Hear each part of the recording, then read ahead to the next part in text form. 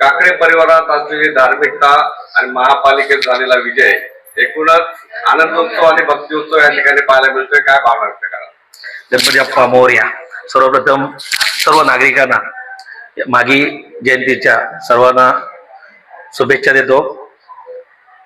आताच झालेल्या निवडणुकीमध्ये मला बाप्पाच्या आशीर्वादाने आणि मायबाप जनता मतदार राजाच्या आशीर्वादाने भरभरून मला यश मिळाले आणि हे यश हे माझे स्वतःचे नसून हे यश माझ्या पक्षसृष्टीचे आहे. कारण त्यांनी माझ्यावर विश्वास ठेवून पुन्हा एकदा मला संधी दिली. हे यश माझ्या कार्यकर्त्यांचं आहे. त्यांनी अतोनात प्रयत्न करून अहोरात्र मेहनत घेऊन मला यश मिळवून दिले. हे यश माझ्या महिला भगिनींचे आहे. तर त्यांनी मला भरभरून मतं दिली. हे यश माझ्या सर्व प्रभागातील मतदारांचे आहे. त्यामुळे मी माझ्या मतदारांना, माझ्या नागरिकांना, माझ्या प्रभागातील मतदारांना जे वचन दिलेलं आहे ते मी पूर्ण करेन. त्यांच्या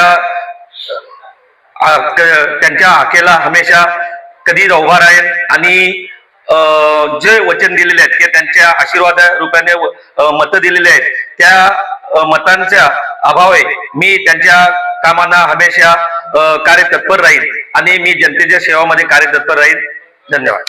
युवा नेतृत्व म्हणून आपल्याकडे पाहिलं जातं आणि पक्षश्रेष्ठीने दाखवलेला विश्वास कशा प्रकारचा आभार व्यक्त करा?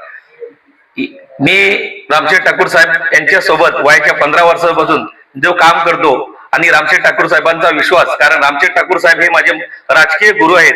रामशेठ ठाकूर साहेबांच्या नेहमीच मी सोबत काम करत असताना रामशेठ ठाकूर साहेबांची जी ऊर्जा जी आम्हाला हमेशा मिळत असते, आम्हाला साथ मिळत असते, त्या आम्ही त्यांच्या मार्गदर्शनाने जेव्हा काम करत असतो तेव्हा नक्कीच त्यांच्या प्रयत्नाने केलेली कामं किंवा त्यांच्या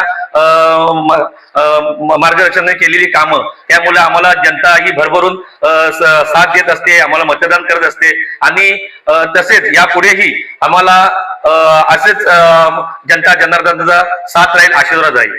मागे गणेशोत्सव भक्तिमय वातावरणात जनतेसाठी गणेशाकडे आपण काय मागणार? मी मागे गणेश जयंतीनिमित्त मी त्यांना सर्व जनतेला पुन्हा एकदा शुभेच्छा देतो. ही येणारे वर्ष या सर्व माझ्या तमाम नागरिकांना, माझ्या प्रभागातील नागरिकांना सर्वांना सुखी ठेव, सर्वांना प्रत्येक कार्यामध्ये यश येऊन दे आणि असेच माझ्या हाती सुद्धा चांगले कार्य माझ्या जनतेचं होऊन दे. धन्यवाद.